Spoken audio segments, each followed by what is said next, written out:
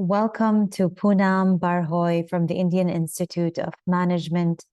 Poonam, along with her colleagues and co-authors Ranjeet Nambudiri and Nobin Thomas, also from the Indian Institute of Management, Indore, wrote a beautiful ethnographic piece titled Gender-Based Violence in India and Feminist Organizing of Women's Courts Work for Its Prevention.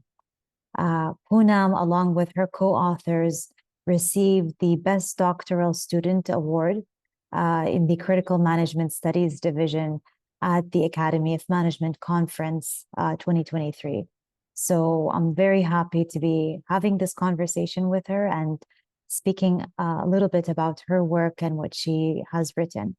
So I'll start it off, Poonam, by asking you to give us a little bit of a synopsis on your work and a little bit of details on why you chose to talk about gender-based violence and write about it.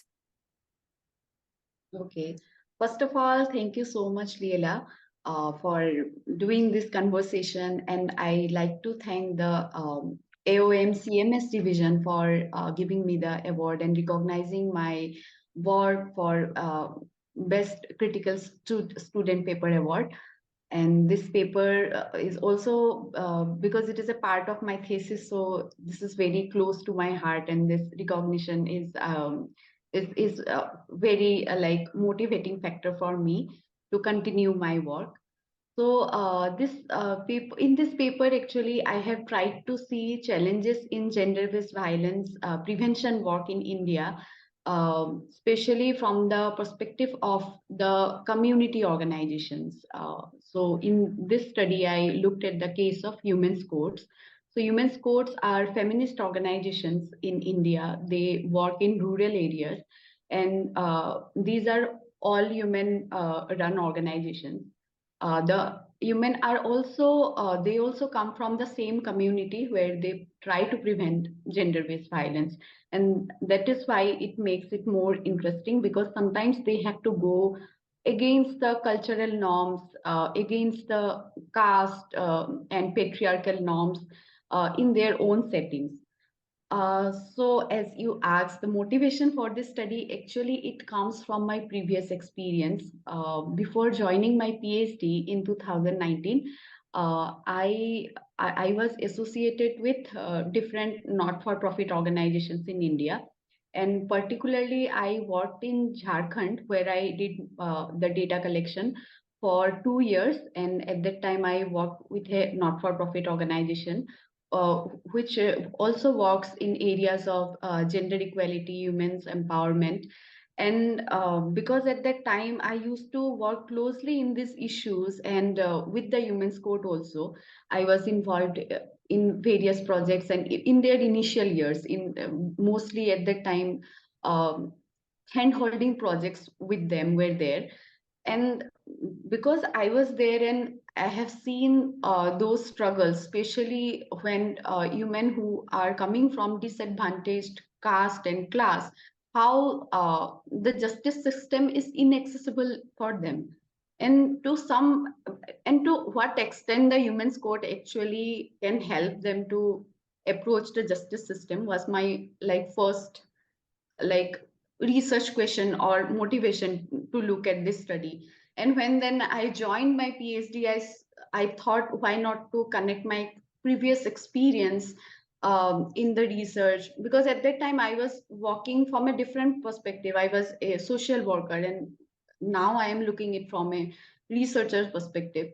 So then I started looking more into the gender-based violence literature, what the statistics says. The statistics says that the gender-based violence are, the statistics are very high in global South countries compared to global North, and especially in least developed and third world countries. Why so? So those those questions were actually motivating factors for me to delve deeper into this context. And therefore, I chose to do an ethnographic study with the Women's Court, with whom I used to work earlier. So in a way, it was easier for me also, because I had a certain amount of rapport with the participants there. and it was easier for me to approach the Women's Courts member and to see how they are doing their work, how do they engage with the stakeholders, how they negotiate with their stakeholders in order to get support from their stakeholders. Mainly the stakeholders are the police, the local leaders or the court members, and many a times they do not receive supports from such powerful stakeholders. So in my inquiry, I have tried to see such challenges, as well as I have tried to see what helps them, how they overcome such challenges. So I have used the lens of feminist solidarity here, how they use solidarity to organize themselves as an institution and to fight against gender-based violence, and also to motivate the survivors of gender-based violence to come forward to report their cases. So yes, this is I think I have not taken much time, I guess. Thank you. Thank you so much. It shows how much work that you've put into this. And as I was reading it, you find that there are so many levels of analysis that have been, put into this work, whether it's through analyzing transcripts and secondary sources of data, or analyzing it from the judicial system and the women's courts members, and then also from the beneficiaries of these court members. So how did you grapple with all of the data that you had? Because you talk about having interviews and focus group discussions, and you have all these secondary data. And so to me, it's how did you manage all of this? And because of the topic and how sensitive it is and emotionally tasking it is, how did you manage yourself within that work as well? Yes, actually, it took a lot of time and emotional extension. Um, for my data, I took interviews. I interviewed 37 humans. They were members of Humans Code. 10 were the survivors of gender-based violence, who were the beneficiaries, and 10 others, stakeholders, who were the community human who helped the survivors to approach the court. And also there were secondary data like the case registration book, their decision book, such secondary data. So the main challenge I faced when I involved with the victims, with the survivors. With Women's Court, it was easier because of the existing familiarity and the rapport also. Um, and because they believe that they are doing a noble work, there is always a pride in their sharing. Whenever they share that they help someone, they're helping a victim to approach the court. But when it comes to the actual victims, the survivors, it is very difficult to have a conversation about their um experience of violence. And I had to be very conscious that my questions or my words should not trigger their emotions. So in such context, many a time it took long hours. Like I had interviews which like went for 2 3 hours. Then although I didn't try to trigger any emotional events, and um, I did not want to trigger them psychologically, but in their sharings, many a times it happens they started crying, and at that time I had to be like very empathetic, and for that matter, uh, because I was also reading the literature on empathetic ways of doing research, decolonizing feminist approaches, and also how to do ethnography with such ethics and care. It helps me to a great extent to know the ethics in doing such kinds of research. So I always try to discuss and generate discussions in a way which will have an empowering narrative in such sharing, and also because approach the humans court take, they take a restorative approach instead of retributive approach, and they also try to empower human. And the aim is to have an empowered version of self rather than a victimized self after an episodes of violence.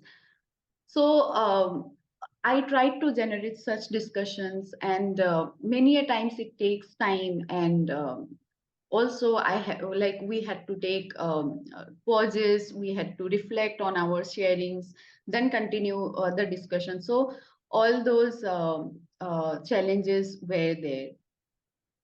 Yeah, I can imagine, honestly, how challenging this must have been for you and also with the interviewees.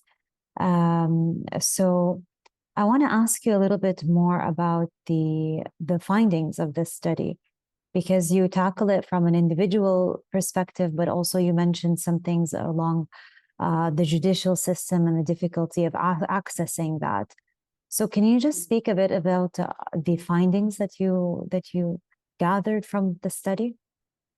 Yes, so my findings are actually, I tried to see these challenges from a macro level.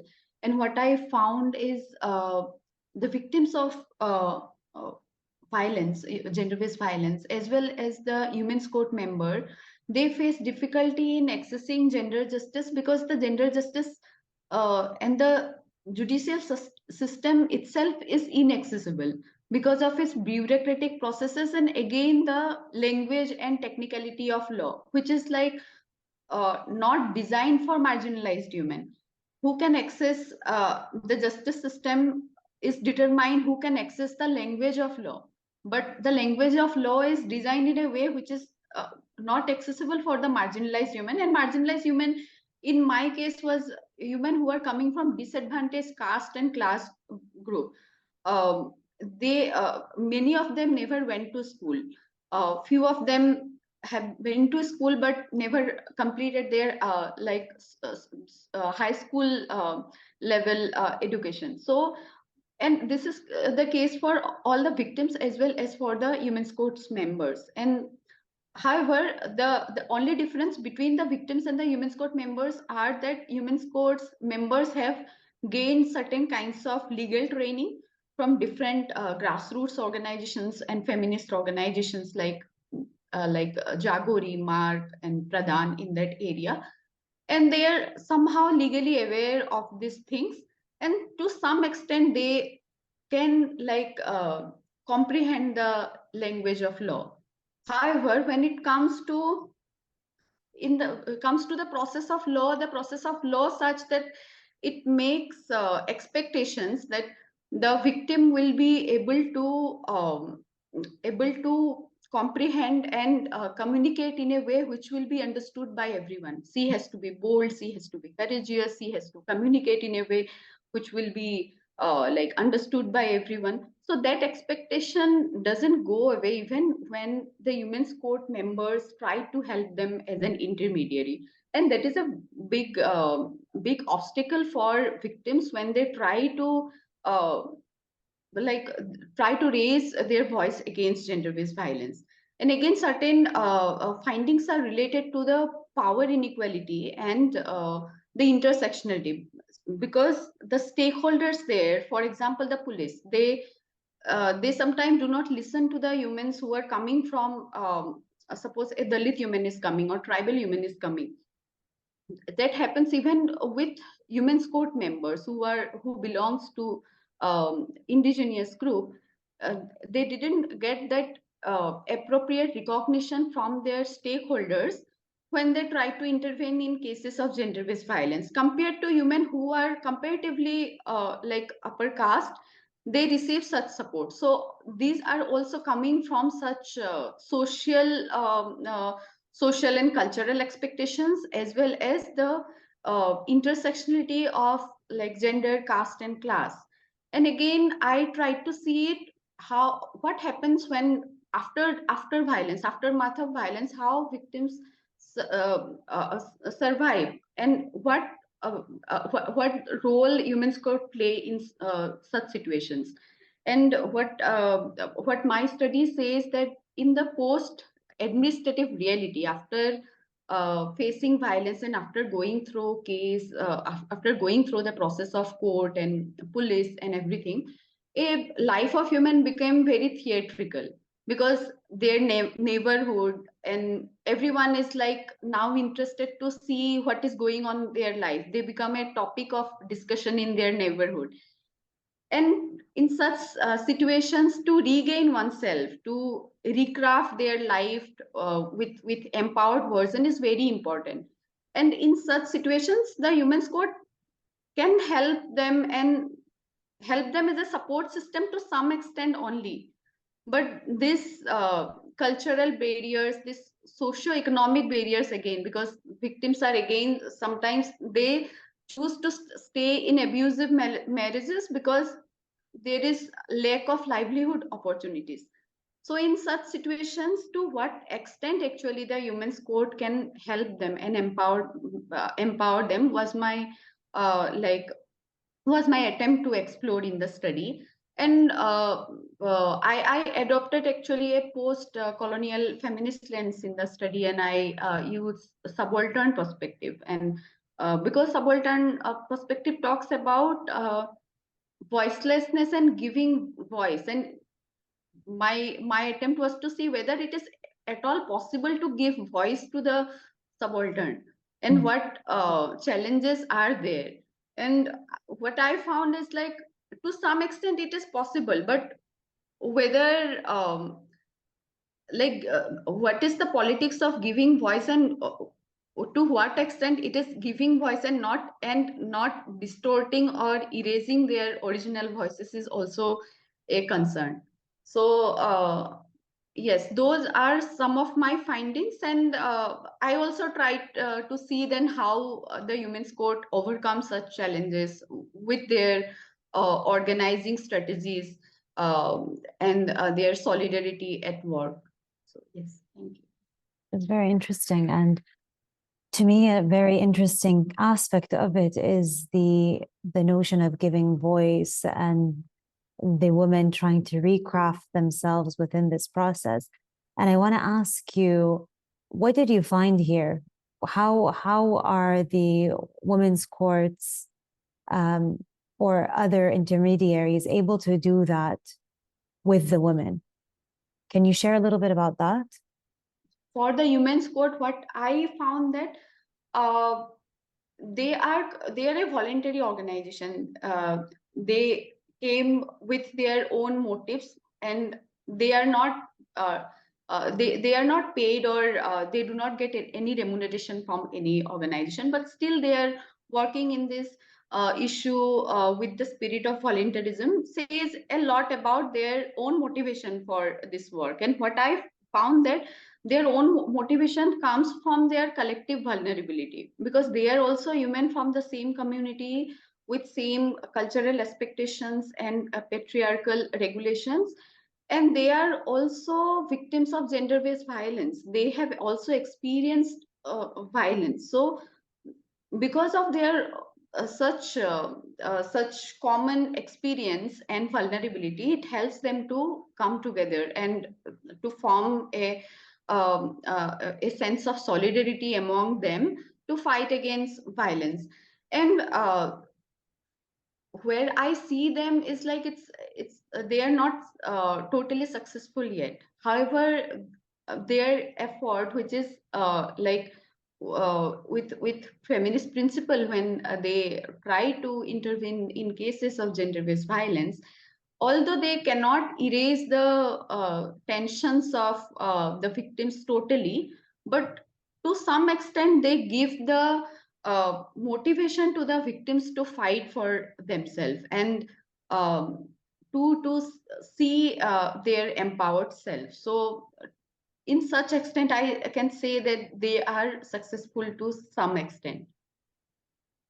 Excellent.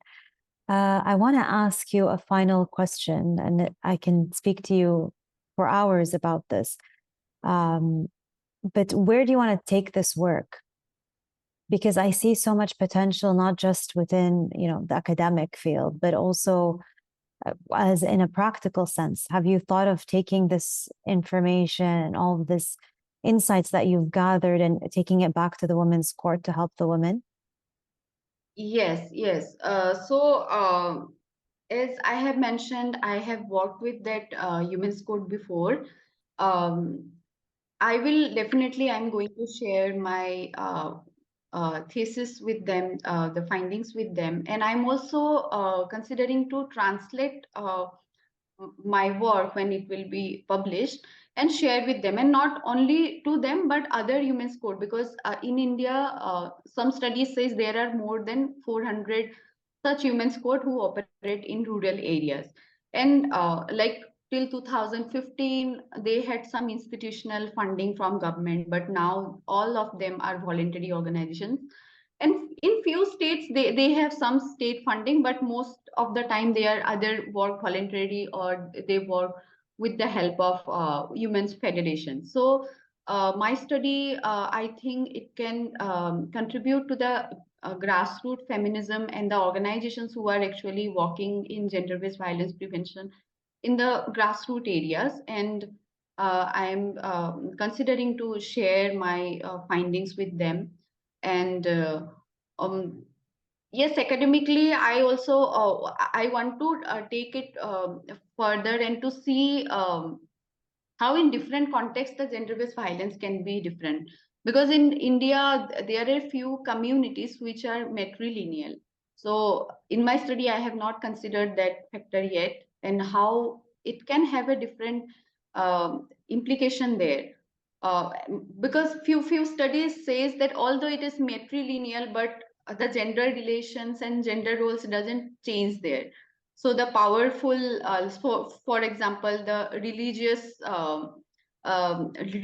leader will be male only, even in the matrilineal societies. So in such societies, how gender-based violence um, is there, and what kinds of challenges people face when they try in intervention. So those are my like future